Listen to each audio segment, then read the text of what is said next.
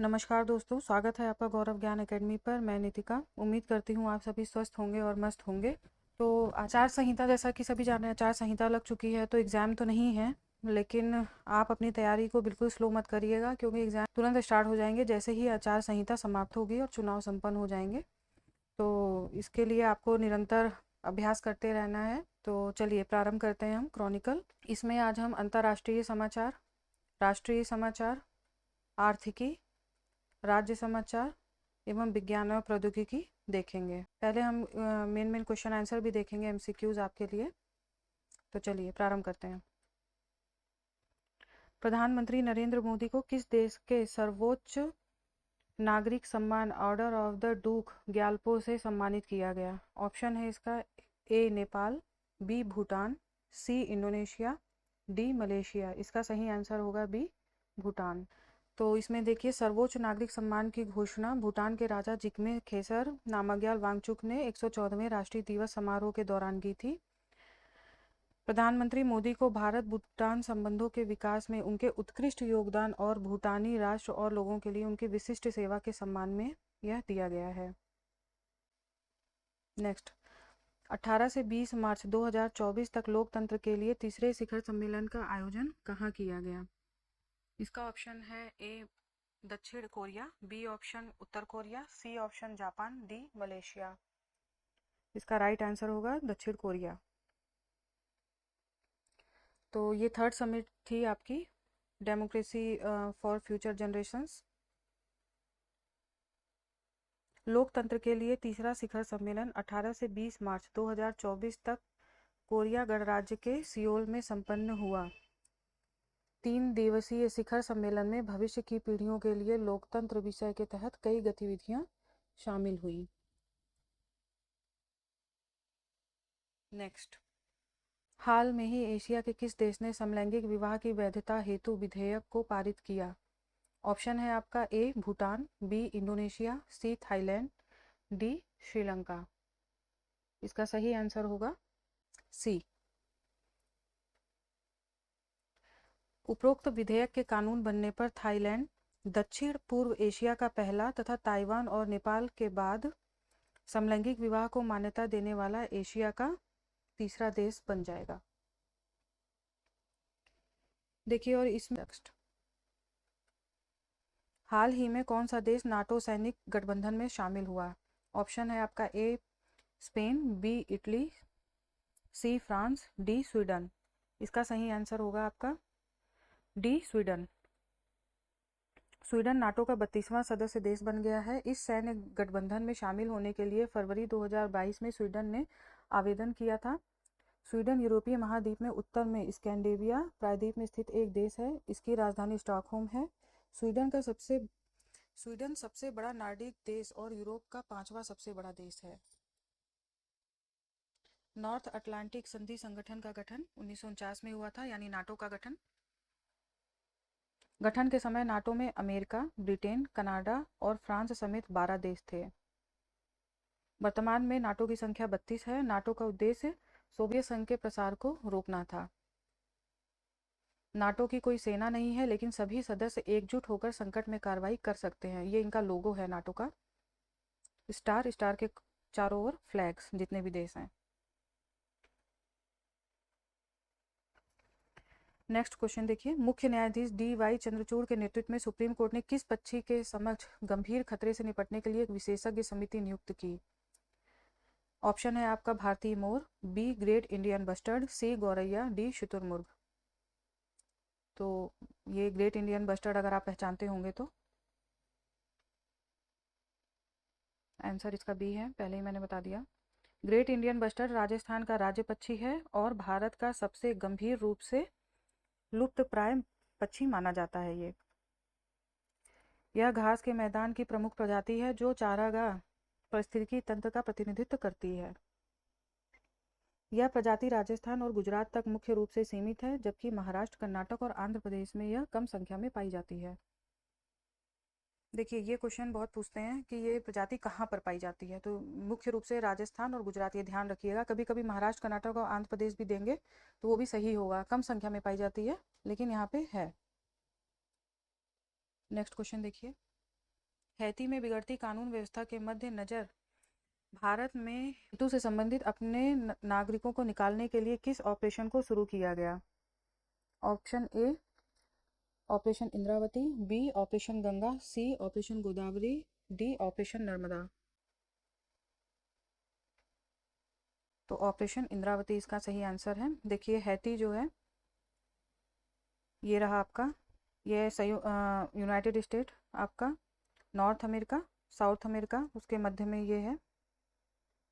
तो ये क्यूबा पास में, Jamaica, Puerto Rico, Dominican Republic, ये है, इसका मैप है। देखिए जैसे क्वेश्चंस आते हैं ना, तो आप साथ के साथ जैसे कहीं पे पूरे विश्व में अगर कोई घटना घट रही है तो उसका मैप जरूर ध्यान दिया करिए। जैसे कि इस समय अगर ईरान और इजराइल में युद्ध चल रहा है तो आपको इजराइल के आसपास कौन से देश हैं, ईरान के आसपास कौन से देश हैं, ये सब आपको बिल्कुल याद होना चाहिए, पता होना चाहिए बिल्कुल कैसे, फिलिस्तीन वगैरह सब एकदम बार बार देखिए, अभ्यास करिए, तो आपकी मैपिंग अच्छी हो जाएगी अगर आपको नहीं आता है तो। नेक्स्ट क्वेश्चन देखते हैं। केंद्रीय पेट्रोलियम एवं प्राकृतिक गैस मंत्री हरदीप सिंह पुरी ने नई दिल्ली में इंडियन ऑयल के खुदरा विक्रय केंद्र में 15 मार्च 2024 को कौन सा क्रांतिकारी ऑटोमोटिव ईंधन लॉन्च किया? तो ऑप्शन आपके हैं ए एलपीजी, बी इथेनॉल 100, सी बायोडीजल और डी संपीड़ित प्राकृतिक गैस। इसका आंसर बी एथेनॉल 100 होगा। जी हाँ, तो एथेनॉल देखिए ये गन्ने से लकड़ी है, मक्का है, इसके माध्यम से ये स्वच्छ रूप से उत्पादित एक तरह से आपका ईंधन होगा। पेट्रोलियम और प्राकृतिक गैस मंत्रालय ने महाराष्ट्र, कर्नाटक, उत्तर प्रदेश, नई दिल्ली तथा तमिलनाडु के चुनिंदा 183 खुदरा दुकानों पर इथेनॉल 100 लॉन्च किया। इथेनॉल 100 एक महत्वपूर्ण ऑटोमोटिव ईंधन है जिसमें 100% एथेनॉल होता है। यह मक्का, गन्ना या अन्य पौधों की सामग्री जैसे नवीकरणीय स्रोतों से उत्पादित जैव ईंधन है। यह पहला वर्ष 2025 से 26 तक 20% एथेनॉल मिश्रण हासिल करने, आयात निर्भरता को कम करने और कृषि क्षेत्र को बढ़ावा देने के दृष्टिकोण के अनुरूप है। नेक्स्ट, भारतीय अंतरिक्ष अनुसंधान संगठन इसरो ने कर्नाटक के चित्रदुर्ग परीक्षण केंद्र पर अपने रियूजेबल लॉन्च व्हीकल पुष्पक की सफलतापूर्वक लैंडिंग कब की? इसका आंसर होगा 22 मार्च 2024। नेक्स्ट, भारत के आर्थिक सर्वेक्षण 2022-23 में वित्त वर्ष 2024 के दौरान वास्तविक रूप से कितने प्रतिशत की जीडीपी वृद्धि का अनुमान लगाया गया है? तो ऑप्शन आपका ए है 5.3%, ऑप्शन बी 6.3%, ऑप्शन सी 4.3% और ऑप्शन डी उपयुक्त में से कोई नहीं। इसका सही आंसर होगा 6.3%। नेक्स्ट क्वेश्चन, आर्थिक सर्वेक्षण के अनुसार 2027-28 तक भारतीय अर्थव्यवस्था का दुनिया में कौन सा स्थान होगा? ऑप्शन है आपका ए दूसरा, बी चौथा, सी पांचवा, डी तीसरा। सही आंसर होगा डी तीसरा। चलिए अब अंतर्राष्ट्रीय समाचार की तरफ बढ़ते हैं। एससीओ स्टार्टअप फोरम का चौथा संस्करण हुआ है। कहाँ पर हुआ है ये देखने की बात है। 19 मार्च 2024 को नई दिल्ली में संघाई सहयोग संगठन स्टार्टअप फोरम के चौथे संस्करण का आयोजन किया गया। यह पहला सदस्य देशों के मध्य स्टार्टअप को व्यापक बनाने, नवाचार के लिए अनुकूल माहौल को बढ़ावा देने, रोजगार सृजन को बढ़ावा देने और युवा प्रतिभाओं को नवीन समाधान विकसित करने के लिए केंद्रित है। संघाई सहयोग संगठन 2001 में गठित हुआ था। ये 2001 में संघाई 5 के विस्तार के बाद से अस्तित्व में आया था। ये ध्यान देने के बाद कभी सीधे स्टेटमेंट भी दे देते हैं कि संघाई 5 के विस्तार के बाद संघाई सहयोग का संगठन का गठन किया गया था, तो ये स्टेटमेंट सही होगा।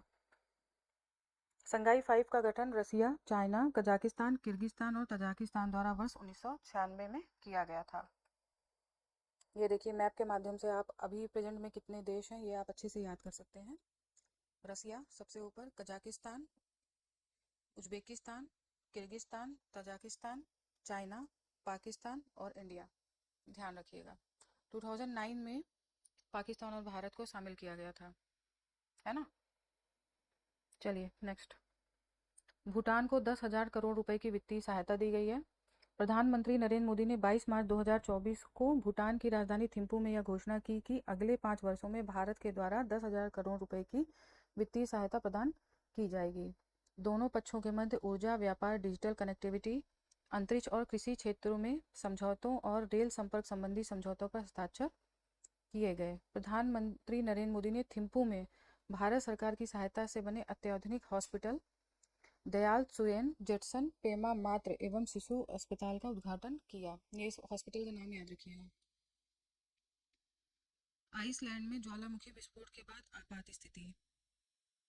आइसलैंड देखिए कहाँ पर है मैप में,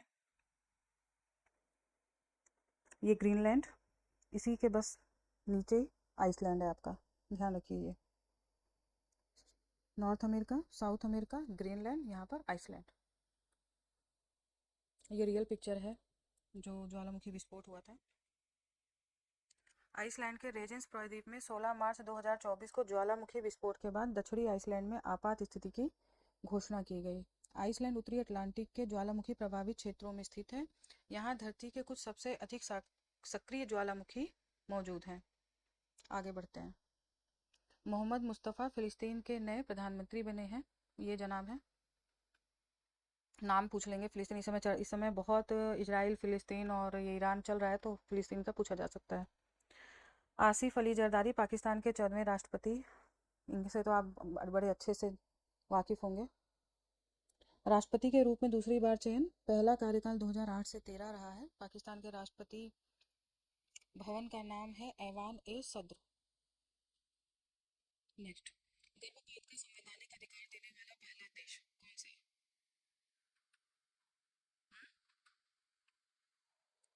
एफिल टावर से तो समझ ही गए होंगे।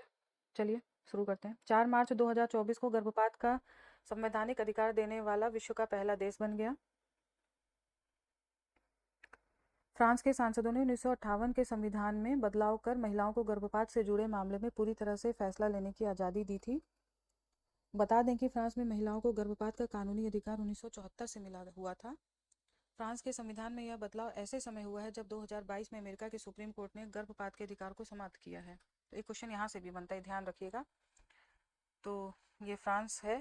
फ्रांस वैसे भी बहुत सारे कानून और नए नए कानून बनाने वाला ऐसा देश है, पहले भी और आज भी ये अग्रसर है। भारतीय फार्मा को मान्यता देने वाला पहला स्पेनिश भाषी देश निकारागुआ। भारतीय फार्मा को मान्यता देने वाला विश्व का पहला स्पेनिश भाषी देश बन गया है।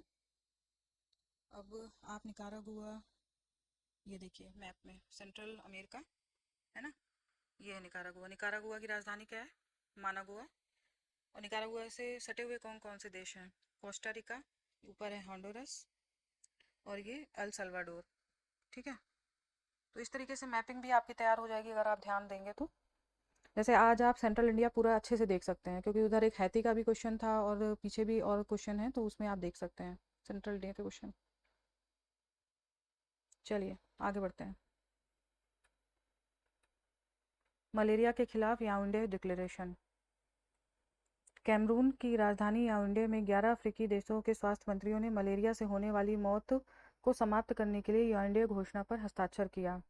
विश्व स्वास्थ्य संगठन और कैमरून सरकार द्वारा सम्मेलन में घोषणा पत्र पर हस्ताक्षर किए। मलेरिया परजीवियों के कारण होने वाली एक जानलेवा बीमारी है। ये संक्रमित मादा एनाफ्लीज मच्छरों के काटने से लोगों में प्रसारित होती है।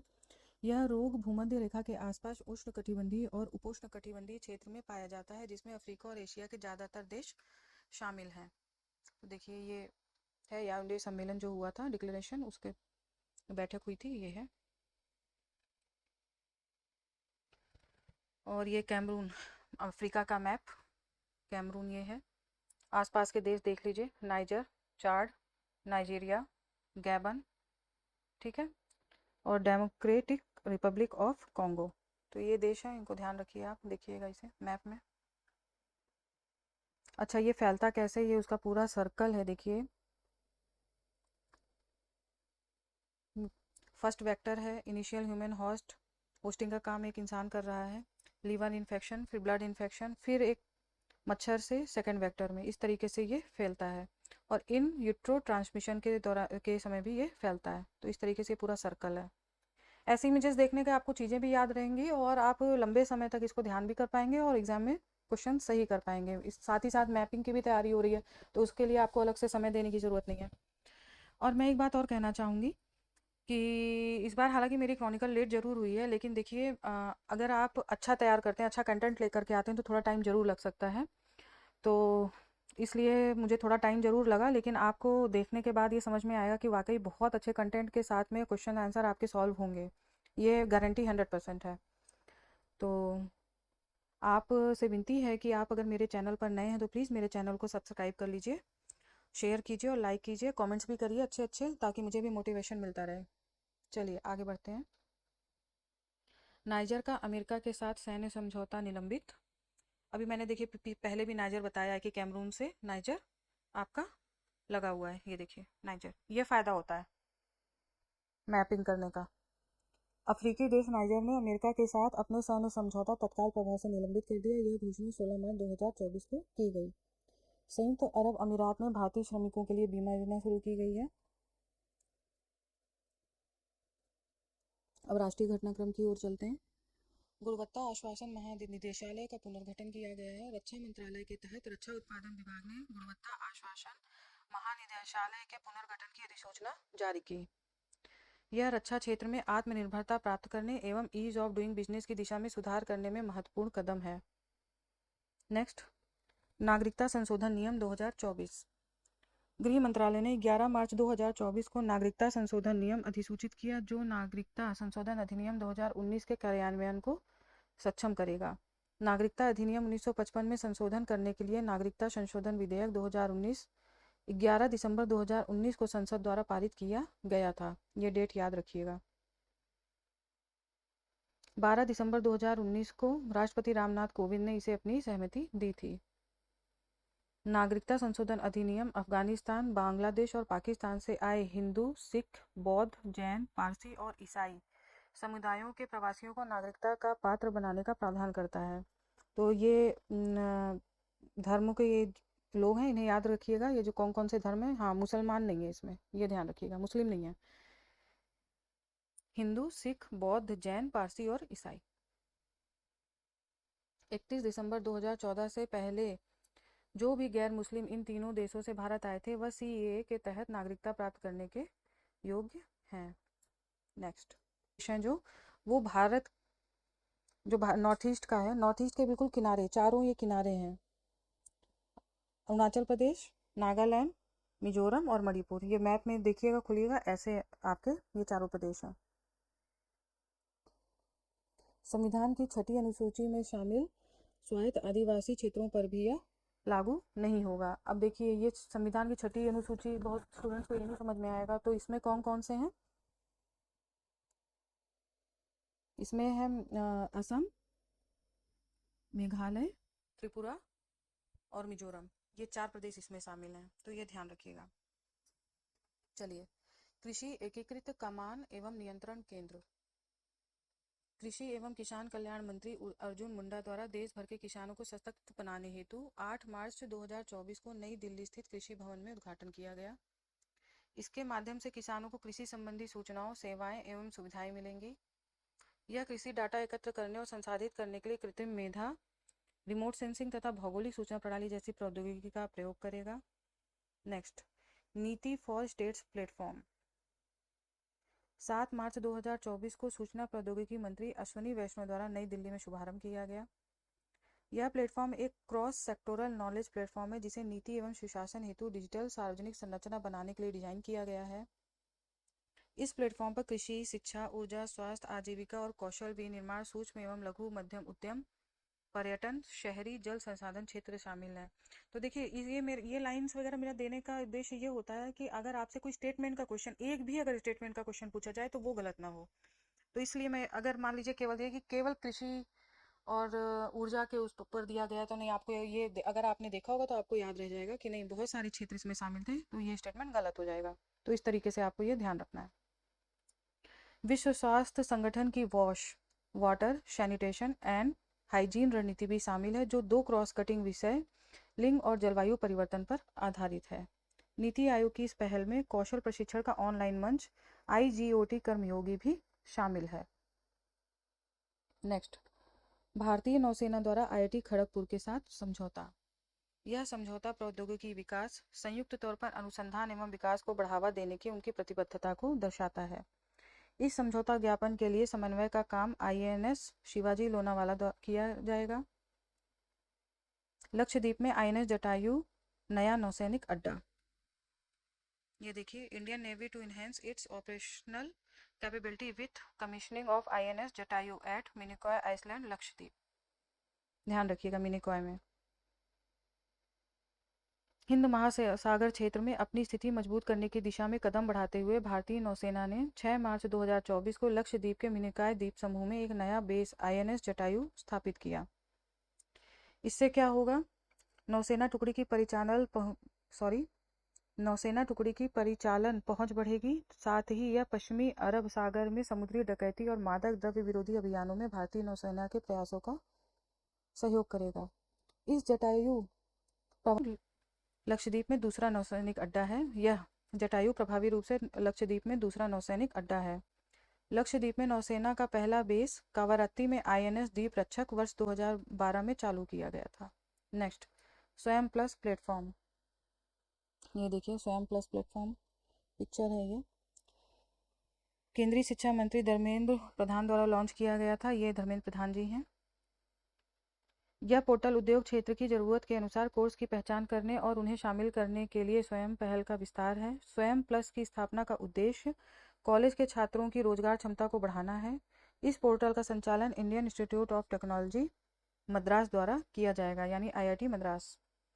स्वयं एक व्यापक ओपन ऑनलाइन कोर्स प्लेटफॉर्म है जो बड़ी संख्या में शिक्षार्थियों को शैक्षिक अवसर प्रदान करता है। इसे वर्ष 2017 में शिक्षा मंत्रालय द्वारा लॉन्च किया गया था।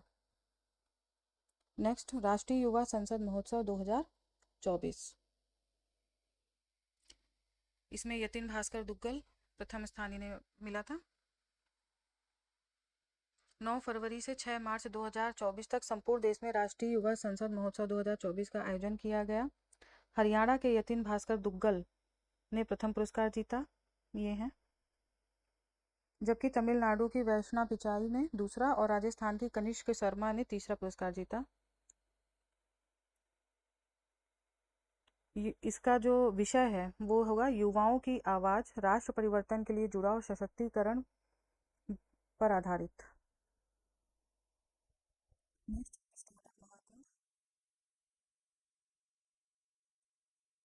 प्रधानमंत्री नरेंद्र मोदी ने नई दिल्ली में भारत मंडपम में स्टार्टअप महाकुंभ का उद्घाटन किया। इलेक्ट्रॉनिक्स एवं IT मंत्रालय के अनुसार इस महाकुंभ की थीम भारत इनोवेट्स थी। थीम याद रखिएगा। उद्देश्य विभिन्न क्षेत्रों में नवाचार, नेटवर्किंग और विकास के अवसरों के लिए काम करना है। भारत का सबसे बड़ा और अपनी तरह का पहला स्टार्टअप इवेंट है जो भारतीय स्टार्टअप पारिस्थितिकी तंत्र में सभी हितधारकों के लिए एक जीवन पर मंच के रूप में काम कर रहा है।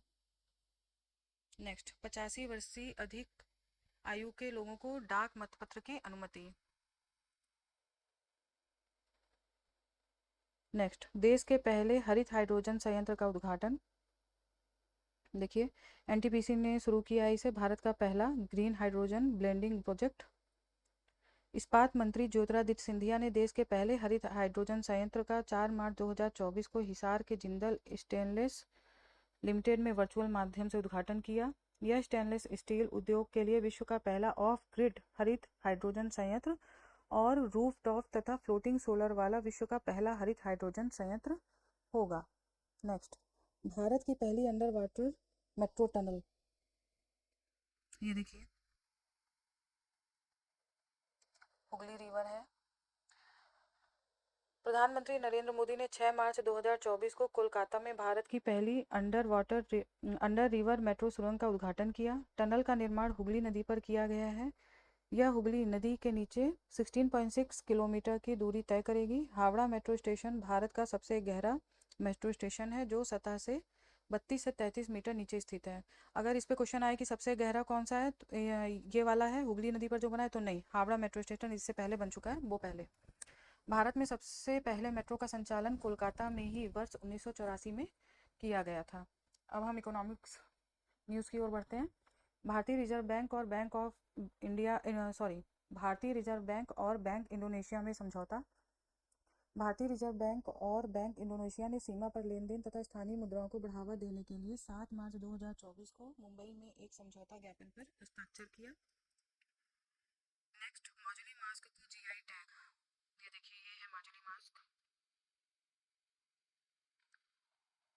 असम में ये भारत सरकार ने 4 मार्च 2024 को असम के माजुली मास्क को भौगोलिक संकेतक टैग प्रदान किया।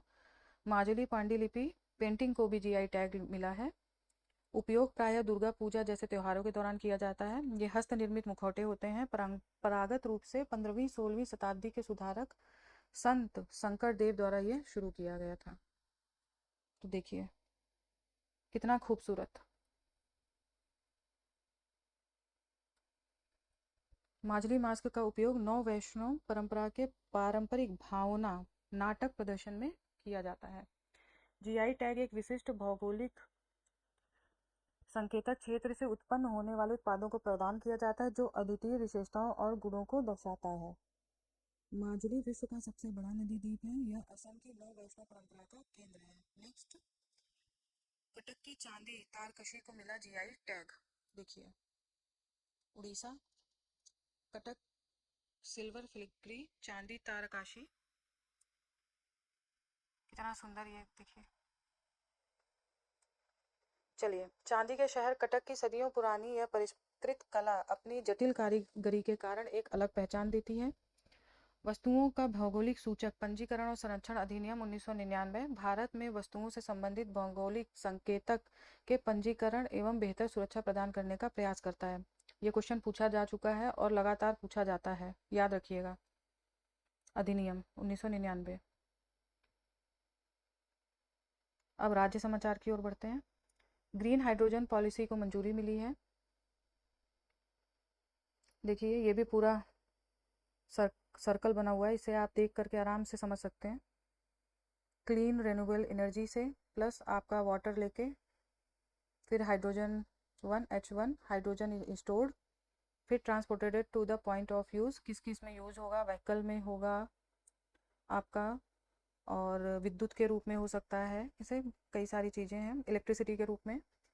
तो ये आप सर्कल देख सकते हैं। चलिए, उत्तर प्रदेश सरकार ने 5 मार्च 2024 को कैबिनेट की बैठक में हरित हाइड्रोजन नीति को मंजूरी दी। इसके माध्यम से वर्ष 2028 तक सालाना 10 lakh metric tonne green hydrogen उत्पन्न करने का लक्ष्य रखा गया है। इसके माध्यम से अगले 5 वर्ष में उद्योग लगाने वालों को कई लाभ और प्रोत्साहन मिलेगा।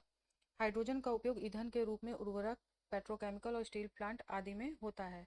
अभी तक बिजली व गैस आधारित तकनीकी से हाइड्रोजन उत्पन्न की जाती थी, जिसे ग्रे हाइड्रोजन कहा जाता है। ग्रीन हाइड्रोजन पॉलिसी की अवधि 5 वर्ष रखी गई है। इस दौरान लगाए जाने वाले उद्योगों को 10 से 30% तक पूंजीगत खर्च पर सब्सिडी दी जाएगी। त्रिनेत्र ऐप 2.0। उत्तर प्रदेश पुलिस ने हाल ही में अपराध की रोकथाम और जांच के लिए एक डिजिटल प्लेटफॉर्म त्रिनेत्र ऐप 2.0 को लॉन्च किया है। दक्षिण एशिया की सबसे बड़ी गोला बारूद सुविधा। देश की अग्रणी निजी क्षेत्र की रक्षा निर्माता company Adani defence and aerospace ने उत्तर प्रदेश के कानपुर में गोला बारूद और मिसाइल के उत्पादन के लिए समर्पित 2 सुविधा शुरू की है। ग्रामीण महिलाओं को कृषि ड्रोन का प्रयोग करने की ट्रेनिंग उत्तर प्रदेश में। उत्तर प्रदेश में अब महिलाएं खेती के लिए ड्रोन विमान का प्रयोग करेंगी। नमो ड्रोन दीदी कार्यक्रम के जरिए उत्तर प्रदेश ने स्वयं सहायता समूह से जुड़ी महिलाओं को खेती के काम आने वाला ड्रोन चलाने का प्रशिक्षण दिया जा रहा है। नरेंद्र मोदी ने वर्चुअल उपस्थिति से अपने ड्रोन प्रशिक्षण कौशल का प्रदर्शन महिलाओं के द्वारा किया गया। युवा उद्यमियों के सशक्तिकरण के लिए MYUVA यानी M युवा योजना मुख्यमंत्री योगी आदित्यनाथ की महत्वाकांक्षी योजना मुख्यमंत्री युवा उद्यमी विकास अभियान प्रदेश में जल्द शुरू होने जा रही है। नवाचार और स्वरोजगार को बढ़ावा देने के उद्देश्य से युवा उद्यमी को ब्याज मुक्त ऋण की पेशकश की है। इसके लिए मुख्यमंत्री ने सूक्ष्म लघु एवं मध्यम विभाग को जल्द से जल्द पूरी कार्य योजना तैयार कर उनके समक्ष प्रस्तुत करने के निर्देश दिए हैं। इसके लिए सरकार की ओर से 5 लाख तक की परियोजनाओं के लिए ब्याज मुक्त ऋण प्रदान किया जाएगा। भारत का पहला राष्ट्रीय डॉल्फिन अनुसंधान केंद्र कहाँ पर है? बिहार के पटना में। नीतीश कुमार जी ने इसका उद्घाटन किया है। यह एकमात्र अनुसंधान केंद्र है पूरे एशिया में।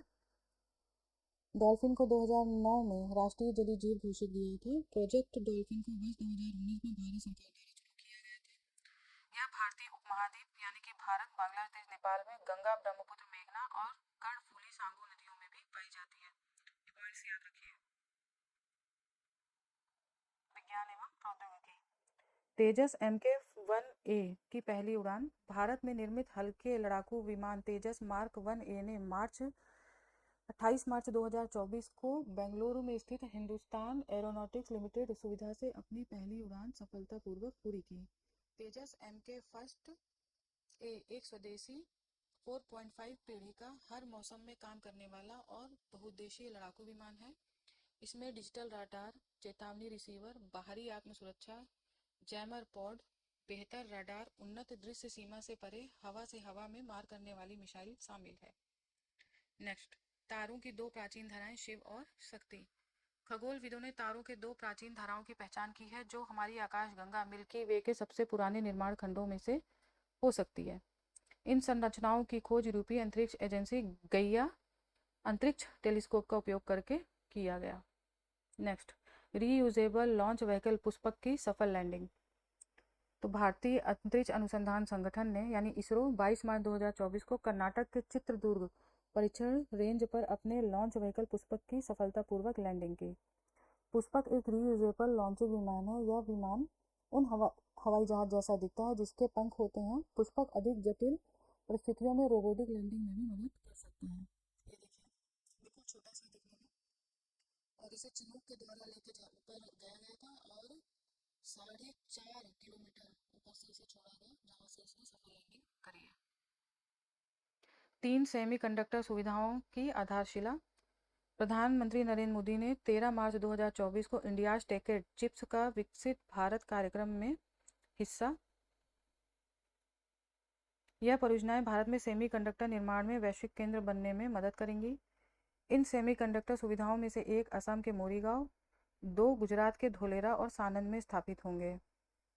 देखिए, अगर आप सेमीकंडक्टर के बारे में जानते हैं तो अच्छी बात है, और नहीं जानते हैं तो मैं बताती हूँ। ये एक ऐसा पदार्थ होता है जिसमें विशिष्ट विद्युत गुण होते हैं। ये कंप्यूटर और इलेक्ट्रॉनिक जो चीज़ें होती हैं उनमें बनने के लिए में काम आती हैं। और सेमीकंडक्टर चिप जो है सिलिकॉन से बनी होती है और सर्किट इलेक्ट्रिसिटी कंट्रोल करने के भी काम ये आती है। ठीक है, तो ये क्वेश्चन भी आता है कि सिलिकॉन से बनी किससे बनी होती है, तो सिलिकॉन से इसका आंसर होगा। तो इस तरीके से क्वेश्चंस पूछे जाते हैं। चलिए, ये बहुत इंपॉर्टेंट पॉइंट्स हैं, इसे ध्यान रखिएगा। इसके पॉइंट जरूर पूछा जाएगा, पूछा ही जाएगा। मिशन दिव्यास्त्र या अग्नि 5,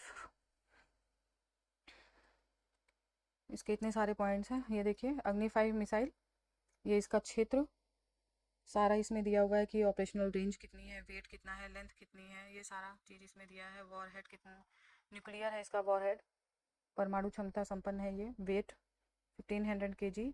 कब कब हुआ था? अग्नि 1, अग्नि 2, अग्नि 3, अग्नि 4 एंड ये अग्नि 5 है। ठीक है, स्टार्ट करते हैं। DRDO ने 11 मार्च 2024 को multiple independent targetable re entry vehicle प्रौद्योगिकी से लैस स्वदेश में विकसित अग्नि 5 मिसाइल का प्रथम सफल परीक्षण किया। इसे मिशन दिव्यास्त्र का नाम दिया गया। इस सफल परीक्षण के साथ ही भारत उन चुनिंदा देशों के समूह में शामिल हो गया जिसके पास MIRV क्षमता है। अभी इसके बारे में आगे पता चलेगा।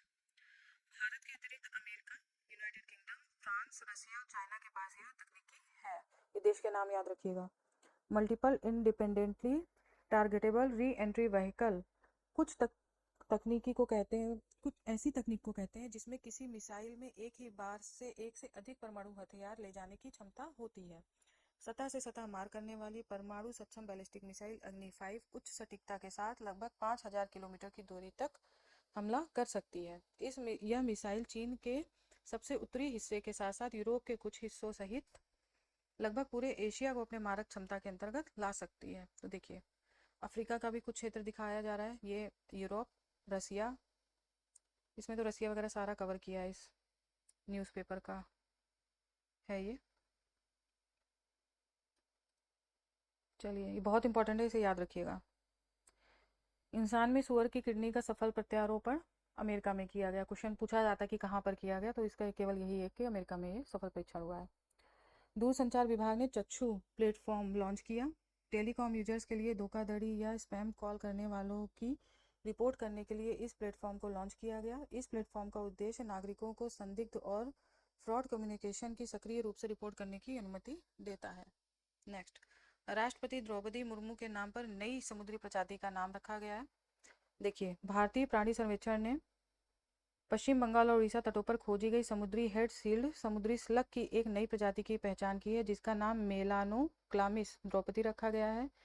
इस प्रजाति की खोज पश्चिम बंगाल के दीघा और उड़ीसा के उदयपुर के तटीय क्षेत्र से की गई थी।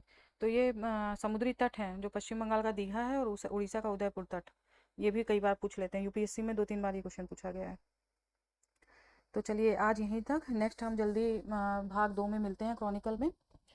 तो आपसे उम्मीद करती हूँ कि आपको वीडियो पसंद आया होगा।